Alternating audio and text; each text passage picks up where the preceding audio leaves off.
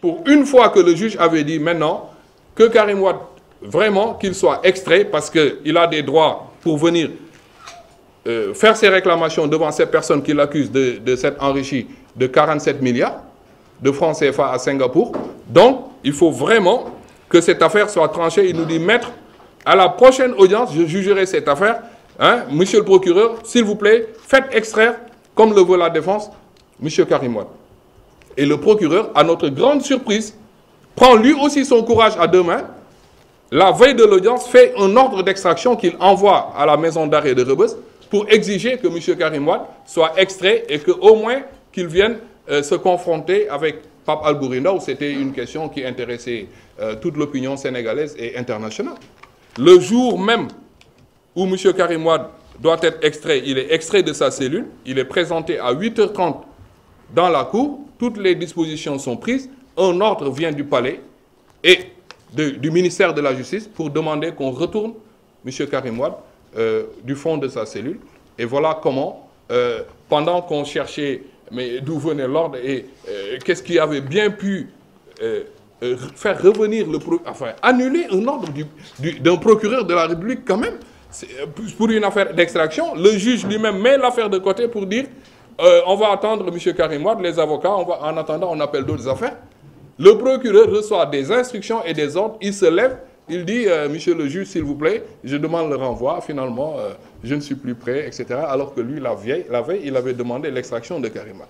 Quelle est la main invisible qui fait pression pour que M. Albouri Ndao ne soit pas jugé sur l'histoire de Singapour avant une décision de la CREI?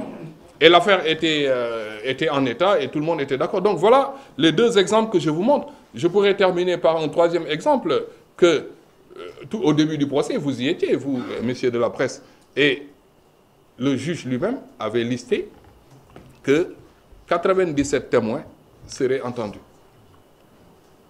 Ça, c'était les témoins de l'accusation, donc du procureur spécial. Nous-mêmes, immédiatement après, l'ensemble de la défense a envoyé une liste de 160 témoins. Pour ce procès, aujourd'hui, ils n'ont pas entendu 50 témoins. Pour la raison simple que l'autre moitié, d'abord sur les 50, la plupart étaient à décharge, mais pour l'autre moitié, la CREI a décidé finalement que ce n'était pas la peine. Parce qu'eux-mêmes, ils ont dit dans d'autres sphères qu'ils avaient reçu des instructions de la chancellerie pour terminer le procès maximum dans un délai d'1 mois. L'incident, pour ceux qui étaient à l'audience, l'incident qui a abouti à l'expulsion de Maître Amadou Sall, mais rappelez-vous, 15 minutes avant, le juge avait suspendu l'audience pendant que Maître Amadou Sall posait des questions très perspicaces sur les réalisations de M. Karim Wade au ministère de l'Énergie avec les histoires de délestage, comment on a réussi à mettre fin au déficit de production énergétique, parce que le témoin de ce jour-là était le directeur général de la Sénélec à l'époque. Le président, voyant que Amadou Sall tirait selon lui en longueur et rentrait dans les détails qui ne le plaisaient pas, parce qu'il était en train de mettre en relief les réalisations de M. Karim Wade pendant qu'il était ministre, a suspendu l'audience, s'est concerté avec ses assesseurs, et c'est immédiatement lorsqu'il est revenu qu'il s'est mis à agresser verbalement notre confrère en lui disant « vos questions ne sont pas pertinentes », etc. Avant l'incident sur l'expulsion, il y avait une petite suspension, c'était pour se concerter avec ses assesseurs ou surtout leur imposer ou leur rappeler les ordres qu'ils avaient reçus d'en haut ou de la chancellerie ou du palais présidentiel pour que cette affaire soit liquidée au bout de 30 jours. Comment on peut mettre une affaire comme ça en délibéré pour 3 semaines, 1 mois, alors que rien que sur les exceptions, les délibérés étaient de 2 mois? Rien que sur des questions plus simples, la Cour a mis en délibéré 1 mois, 2 mois. Maintenant qu'il s'agit d'examiner la totalité des plaidoiries, etc., on a un délai beaucoup plus court. Parce que la condamnation, avec cette instrumentalisation évidente de la justice, elle a déjà été rédigée. Certains disent depuis le début de l'enquête préliminaire. Moi, je suis absolument convaincu, et nous l'avons déjà dit au président, nous lui avons même dit, lisez-nous la condamnation, comme ça on va épargner le peuple sénégalais de ce simulacre et de cette parodie de justice. Lisez la condamnation. Monsieur Henri Grégoire, à la condamnation de monsieur Karim Wade, c'est dans sa poche, puisqu'il a dit lui-même aux avocats, Français non seulement rentrer chez vous, mais en plus, il a dit à M. Karim Wade, dans la même journée, vous pensez qu'à la fin du procès, vous rentrerez chez vous? Ce n'était pas une décision de justice déjà ça? C'est pour ces raisons que nous avons saisi le premier président de la Cour suprême de 2 procédures de récusation et d'une autre procédure de prise à partie, puisqu'il est lui-même disqualifié pour continuer ce procès, pour lui donner au moins les apparences de garantie d'un procès équitable. La Cour suprême n'est pas allée jusqu'à le récuser, mais dans 2 décisions célèbres, maintenant, que vous avez aussi, puisque c'est dans la presse, ils disent que le comportement n'est pas approprié, les propos sont regrettables, mais pour eux, ce n'est pas encore suffisant comme manifestation d'impartialité. On verra bien. Qu'est-ce qu'ils vont dire? Maintenant qu'eux-mêmes ont reconnu que les propos du magistrat sont inappropriés, que les propos sont regrettables, je pense qu'il n'y a pas de discussion possible sur le fait que c'est un comportement et des propos qui ne sont pas en phase avec les droits et devoirs du magistrat et que pour cette raison, ils vont programmer tout de suite notre procédure de prise à partie et qu'ils vont lui dire, monsieur, vraiment, vous avez essayé d'aller jusqu'au bout, mais aujourd'hui, vous ne pouvez plus, pour la garantie, la crédibilité et l'honneur de la justice sénégalaise, vous ne pouvez plus continuer ce procès.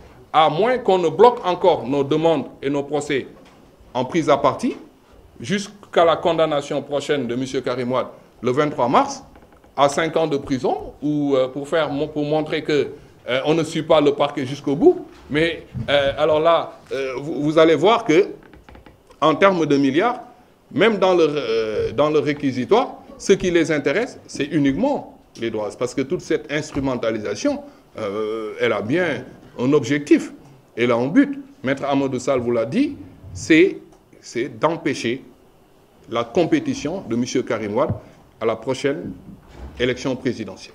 Ça n'a pas d'autre but. Ça n'a pas d'autre but. On vous avait annoncé que c'était une traque des biens mal acquis. Personne ne peut contester aujourd'hui que le peuple sénégalais est resté bouche bée devant autant de mensonges d'État et devant autant de manipulations. Il nous avait dit que vous aviez 2000 milliards, 400 milliards, 300 milliards, 1 milliard d'euros planqués à l'étranger. Dans le réquisitoire du procureur spécial, dans les observations des avocats de la partie civile, parce que souvenez-vous, au moment de l'arrestation de M. Karim Wade le 15 avril 2013, vous aviez une grande conférence de presse, comme aujourd'hui, mais du parquet spécial. Ils ont dit, en réalité, chez les notaires et tout, on a fait des investigations, il y a des indices, mais on ne voit pas son nom. Mais on l'arrête, ne vous en faites pas, parce que c'est une ingénierie financière. Mais aujourd'hui, dans le monde, on ne peut plus rien cacher. Vous verrez que lorsque nous ferons les commissions rogatoires internationales dans le monde, on vous rapportera les preuves qui vont confirmer les indices qu'on a ici, parce qu'il est très intelligent, il a fait un système de société offshore, etc.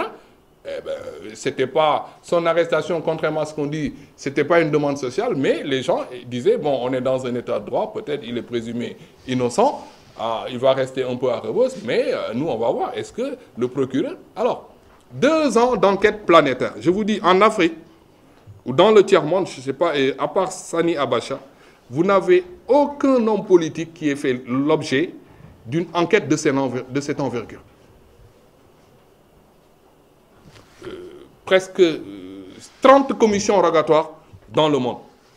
Il y a, à part les 2 millions d'euros qui ont été retrouvés sur son compte à Monaco, parfaitement traçables depuis le palais royal d'Arabie Saoudite, de Jersey jusqu'à Monaco, toutes les commissions rogatoires l'ont blanchi. Vous avez même une lettre de la banque Julius Baer qui dit, même sur les 30 comptes ici, vous n'avez aucun flux financier, il n'y a aucun mouvement d'argent, il n'y a aucune rétrocommission, etc. Je ne reviens pas sur la France où le parquet financier, un procureur qui n'a pas hésité à poursuivre Sarkozy, qui n'a pas hésité à faire condamner l'ancien président Chirac, qu'on ne peut pas soupçonner de parti pris ou de mansuétude pour M. Karim Wade, a dit, messieurs, allez voir ailleurs. Ici, il n'y a pas de jet privé, il n'y a pas d'appartement sur l'avenue Foch, mais rien.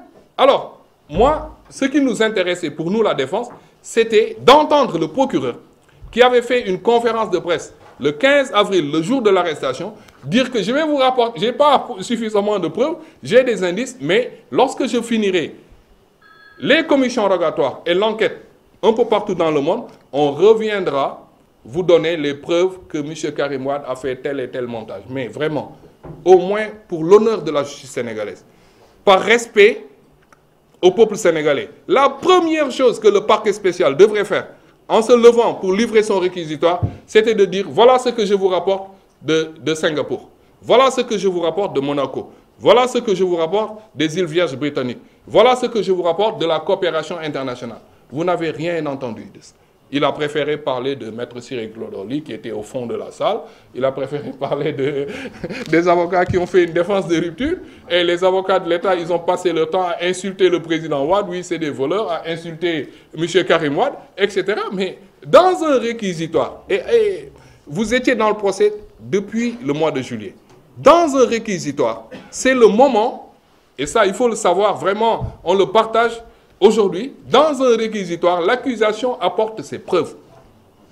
Apporte ses preuves. Ou bien, s'il n'a pas des... Et eux-mêmes, ils nous ont dit, nous avons plusieurs éléments nouveaux après l'arrêt de renvoi. Mais vous allez voir à la fin. Hein, maintenant, vous faites les exceptions. Vous présentez les exceptions pendant 2 mois. Les témoins défilent. Mais à la fin, vous verrez.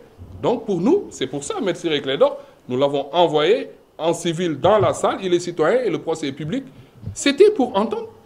Jusqu'au moment où je vous parle, dites-moi, posez-nous les questions tout à l'heure, quel est le début de soupçon, de preuve ou d'indice que les avocats de l'État ou monsieur le procureur spécial ou son adjoint ont donné à la Cour pour dire voilà les preuves. Mais vous savez, malgré cette absence flagrante de preuves, M. Karim Wade sera condamné parce que le juge Henri Grégoire Diop, qui fait l'objet d'une procédure lui-même contre M. Karim Wade, présentement à la Cour suprême, lui a déjà dit qu'à la fin du procès, vous ne rentrerez pas chez vous. Donc, il a sa condamnation dans sa poche. Je vous dis, tout ça, je l'ai déjà dit, je termine par là, c'est pour l'empêcher d'être candidat. Et Maître Sall vous a dit comment est-ce que les avocats de l'État du Sénégal se sont évertués à dire qu'il ne sera pas candidat, mais au moins qu'on laisse le moment venu, le Conseil constitutionnel qui recevra les déclarations de candidature, examiner la question. Lorsqu'on vous dit que ce n'est pas un procès politique en face, mais pendant qu'il ne plaide, il ne parle que de la candidature. Mais j'ai vu quelque chose que la presse a omis de mentionner, et je voudrais aussi vous le rappeler. L'État du Sénégal, malgré le ridicule de ces accusations, malgré l'absence de preuves, a quand même le toupet de réclamer à Karim Wade et aux autres co-prévenus, tenez-vous bien, la somme de 2500 milliards de francs CFA.